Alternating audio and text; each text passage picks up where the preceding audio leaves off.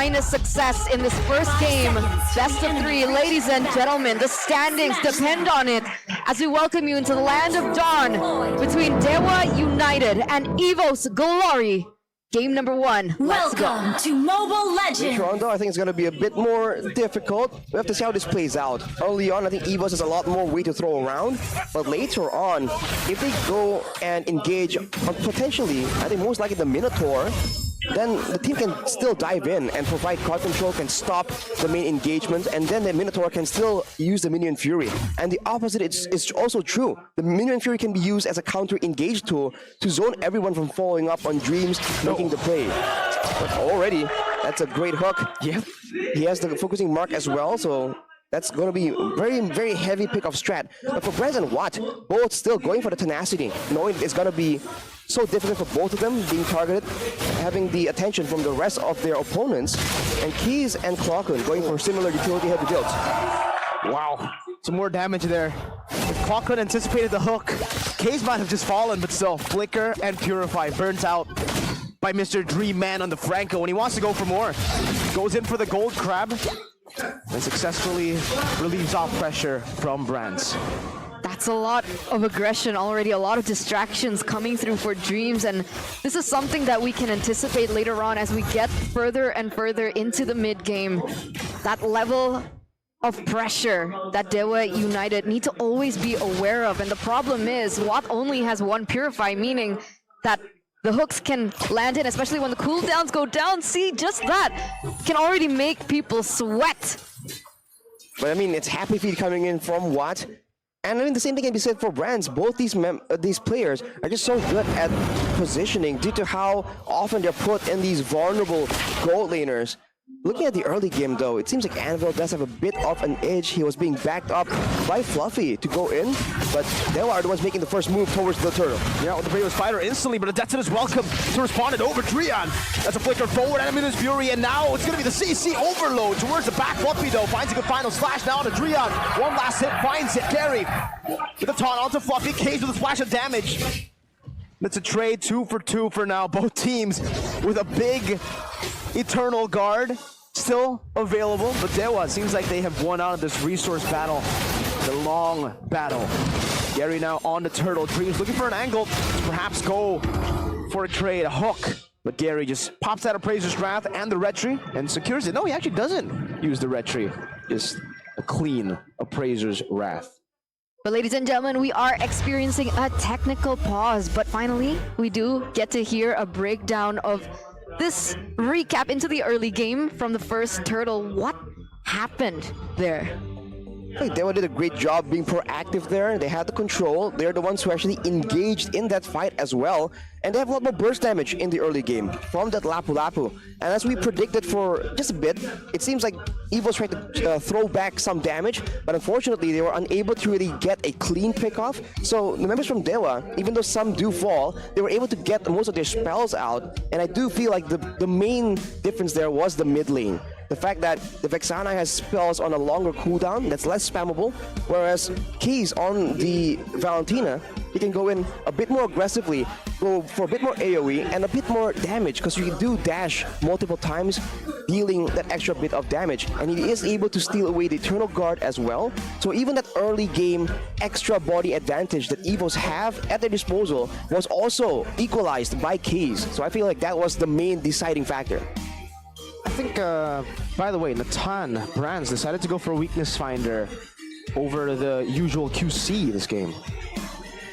He wants to be a bit more aggressive in a way, and I think he feels like the cover from his team is going to be enough. So considering that they're going to be playing for more pickoffs, the weakness finder has extra value there because they're trying to be aggressive here instead of actually kiting away from the whole roster of Dewa. So even if he doesn't really have an extra boost of movement speed, it's not like the Barats or the Arlott is going to outrun him in moving backwards away from the opposition.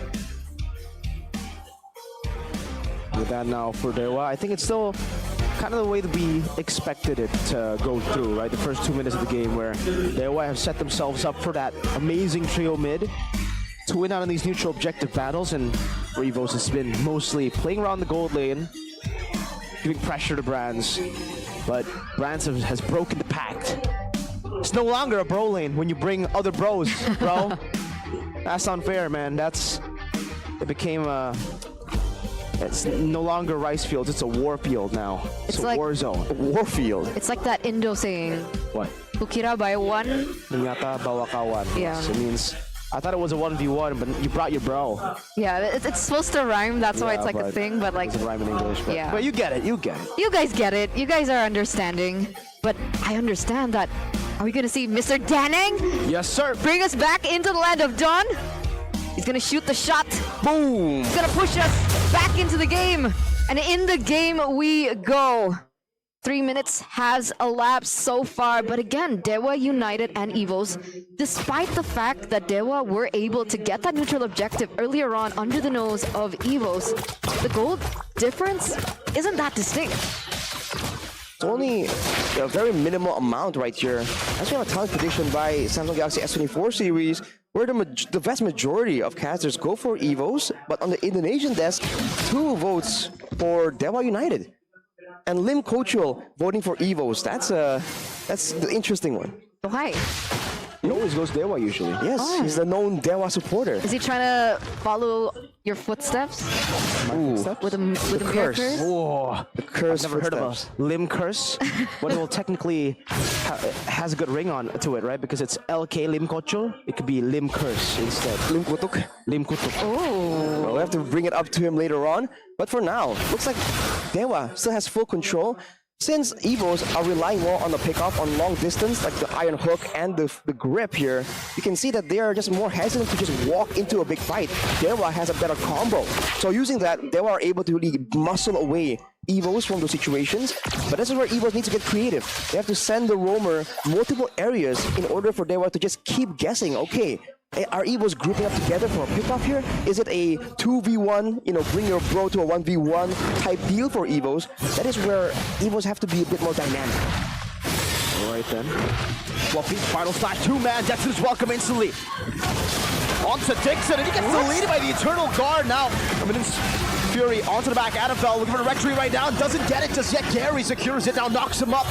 One last shot is all they need. Gary chasing him down. Clockman trying to prevent that from happening. Cancels out the dash. Very well played by Clockman to save his Dynaman. But in the bottom lane, wow. Watt again forced to purify and forced back. But it was a unfortunate trade, honestly, for Evos. I think they were banking on the fact that they could shut down Watt in the bottom lane, but Watt was still able to negate that pressure, to negate that pickoff. And here it looks like Dreams is going to be punished instead. Well, might be actually a re-engage. Goes for the Iron Hook, doesn't get it, and Dewa and Evos both back away. Again, still marginal differences in the gold, but if you look at the gold in there, Bronze definitely has a bit of an edge, only by 100 gold, but that is with the impact that Dreams has had roaming down there, technically kind of babysitting him in that lane. Whereas for Watt, despite all the pressure, he's still keeping up in gold. Overall, has to be, the situation must look better for Dewa here, who are doing exactly everything they need to try and get some control in the early game, but still make sure that their late game carry can still farm through towards that mid to late side of the game. But you have to remember that later on, compared to the Claw, the Natan is going to be harder to deal with due to the true damage, the magic, the hybrid mix of damage, whereas for people going up against Watt, they can just go for physical defense and call it a day. Looks like Dewa United are looking for a pick onto Bronze. Let's see if they're able to get it. He actually gets pushed back, brought back, and they aren't able to find Bronze, but they're able to push them back far enough to be able to get that tower in the bottom side, but it gets immediately traded back by Fluffy in the top lane. Oh, Dreams all alone caught now. Oh, still able to flicker out Dreams. Wow, okay. Gets out to safety, and it's an equal trade despite Dewa sending 5 members down below. Dewa are just trying to force Evos into these fights and try and start to snowball. But unfortunately, the trading, the macro play from Evos has been so good so far. But look at this now, with the turtle being hit, with some more items available, Evos has a lot more pick-off threat compared to previously. Stolen Eternal Guard by Kaze on the IMU. Fluffy's still looking for an angle right now. The bloody hunt connects there. On towards the back, not able to find it completely though, and that's Annabelle deleted in the back as well. Blazing Duet as Gary secures a 3rd turtle in this game, Brands. Not enough damage to really threaten any of these frontliners, not just yet. Annabelle gets taken down at the price of the neutral objective. It looks like Dreams wanted to go in for a pick onto Gary, but Gary still able to dodge away from it. Earlier on, it was both of the gold laners finally participating in the neutral objective take, with Brands picking up the Starlium Scythe and Watt picking up the Golden Staff, who was more ready, but wait a minute. Oh, good hold. Awkward missing the Eternal Guard though, and that might prove to be Gary? very costly. Gary gets out! A big blunder from Claw, the Eternal Guard to the back. And Dewa get a massive win. That could have been such a valuable moment for Evos right there to get a kill in exchange. Some more jungle pressure due to taking out Annabelle. But unfortunately, it did not come through. Now Dewa, with the extra tower taken on the top side, they're pulling further away in the gold lead. Only 1.4k, but only a bit is required, especially in this mid game where we were talking again about all the combos available to Dewa. The fact that they have so much more AoE, so much more ways to dive into the backline to zone Clockner and Bronze away from a big fight. They're going to be looking to just stick together right here, but Evos, they're already springing up a trap, assuming that there's going to be some attempt to clear the waves coming in from Dewa. Who are they expecting though? Doesn't look like they're expecting anyone. It looks like Watt is in the top side. They go in for a trade. Brand's going to be able to get that tower as well, but traded back by Watt. Can Fluffy defend the turret? I don't think he can. Nope. They're looking for a possible chase though. Fluffy's still chasing over the wave there. But they give it all to Brands here. That's a good moment there for Dewa to go for to actually be able to take the turret first of all, but taking the turret away right before the Lord spawns here, this means that there's going to be a lot more time and space for that minion wave to really build up, and it's going to threaten not the second turret on the top side, but the base turret. Now there's going to be more pressure exerted towards Evos there for them to try and manage that wave and keep it under control. Bronze is showing right now though, so Dewa, they can just force a fight right here without any gold intervention. Watt is online. He can already join the team fights. Meanwhile, Brands, I don't think he can. Free Lord over to Dewa. And not even a hook from Dreams. Oh, Fluffy still decides to go in. Two-man final slash. But Drian, oh, with a flicker forward. Brands going to be CC duty right now. And they actually go in for Fluffy in the back. It's traded on for Drian. It's not the way to do it. Comes into the back as well. And the praise is right from Gary. Comes out, Kaze. Executes Annabelle. 2-for-1 trade as the Lord gets taken by Dewa. That felt a little greedy from Evos. Honestly, they did and were able to get Drian off the board, but they had to lose Annabelle and Fluffy for it. Fluffy on his debut pick Arlet, not doing the greatest of impact so far. But let's take a look at the items. Divine Glaive is ready for Brian, so he's going to do a lot of damage in the middle of these fights. He's not far ahead in gold though compared to Watt, who already has the three main components for his power spike, but no enough nature, so that is something that can still be abused in these fights for now. But with two members down, Evos are trying to stop this Lord push, but they are getting a lot of value. Yeah. Clockwork's just been throwing out these Eternal Guards, by the way. It almost seems like it's kind of random at times. You should probably maybe calculate a bit more the placement and of course when he needs a crowd control, because at this point, without a lot of combos available to Evos, to stop Dewa from just going all in on a fight when Dreams gets a hook, Clockwork is going to have a lot of responsibility in deterring just that random all in coming in from Dewa.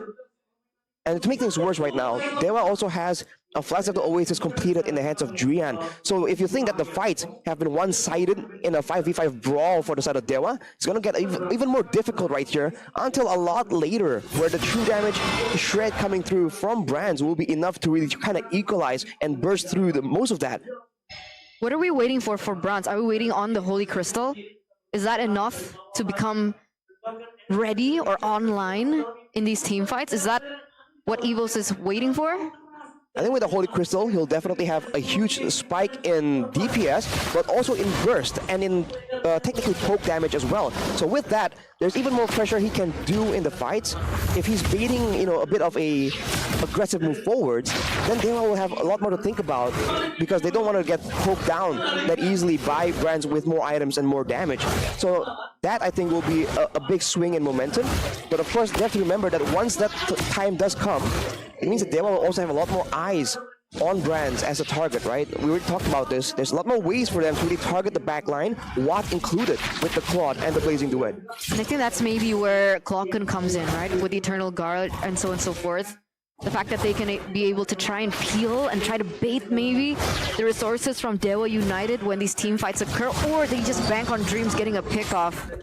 But even then, even if they do get a pick, a great pick, there is still possibility for Dewa United to utilize their resources to turn things around. So what is the best course of action for Evos if they want to come back into the game, seeing as they're already at a 4K deficit? I think for Evos, they have to really try and get a good fight in and a proper pick-off. They have enough damage technically right now to actually burst someone down, but look at how fast they're bursting the Lord down. Dewa. That's his welcome onto Dixon with that Bravest Fighter. That's the Lord taken for free. Now Minus Fury, not yet popped in, but Annabelle will just be taken out without it even. Case gets a Divine Glaive. Gary with the Appraiser's Wrath to the back. But now it's just another objective secured by Dewa. Right now, the Holy Crystal was just now completed 4 brands on the Natan, but with the Lord already marching down the mid lane right here, Evos, they gotta be a bit more careful in the positioning, man. They can't really walk up without without having made the decision to really go in and commit to a fight, because they can't really walk backwards. The fact that Annabelle was left alone so far away is just inevitable. And now with the Lord coming through, we'll see if Evos can defend. They do have high ground. This is the advantage of having a Natan. You clear it so fast. Not even a charge. So the base turret was given to the Lord. I think that might have been a Lord disadvantage with how much gold and resource technically Evos were able to get. Now you see the Lord, now you don't. What in the world? Dewa now gonna go for a reset, ladies and gentlemen, despite them having this lead with Brands already securing his integral items, the components, the important ones. He should have the impact that Evos have been waiting for this entire time. And I do believe if they can fix the disconnect that we saw earlier in the team fight before the Lord take, it will be a little bit more difficult for Dewa United to win out these team fights flat out. And in a team fight, there's already a negative durance built up by Clockman on the Vexana, by the way. The Eternal Guard will be applying that again and again. And he has a Divine Glaive. So his burst damage output was delayed already, but now it has been compensated. But Fluffy jumped on for just a bit. Did Dixon get the Malefic Roar? Yeah. Was that right? Yeah, Hunter Strike and the Malefic Roar. Along with the Dominance Eyes and the Radiant Armor, so his role here isn't to be a front line at all. He is committed to just going all the way in the back line, but of course that relies on his team just getting a proper fight going in the first place. I think the main question here is who's gonna really be the main engage tool for the side of Dewa? Because Dixon, Gary, and Drian can all serve that purpose. Ideally, it's gonna be Drian, but of course you do wanna save some value from that minion's Fury, because it just comes out so much slower, right? And in a fight, it also has extra value in threatening the members of Evos to move backwards in the middle of a intense fight. I mean, technically, maybe they're just banking on an initiation from Evos. We saw what Coffee did on the Arlet, and he was caught out alone, and then Dewa were able to commit onto Fluffy, making it a 4v5. So maybe that's the idea that they're going for. Meanwhile, Dixon goes in for the assassin play onto Bronze. I mean, that's what we're seeing from their build paths and their build items. Well, that's a fair idea, because Dewa has more dive, but Evos technically have more frontline, right? The fact that they have a Barat and also Dreams and Fluffy, technically they are 3 big tanks. Look at this play though. Ooh. Oh! Drake fights Case, instantly cancelled by Drian as he flickers forward, knock up Fluffy all alone now and will be taken out by Case. Not in the midst of it all, Jetson is welcome. Finding Watt actually, Case in the back getting an amazing displacement, and now it's Brands who gets taken down. Dewa take away 3 members for free. 17 minutes in, knocking on the base. Only Clock, and Dreams left to defend 1 cannon minion and the Dream. Another minion wave for Evos. It's good iron for the cannon minion, but Clockwood gets dove on. The turret, will it get rid of that cannon minion? No, they take the aggro away from the minion, and now it's going to be him taken out. A complete wipeout for Dewa United. And they tank it up. The cannon minion will not die, and they will secure game number 1. Hell hath no fury, like the son of God scorned. What a convincing win for game number 1 by Dewa United. Looking to slowly creep back up, slowly get out of the red zone, slowly keep their dream alive here.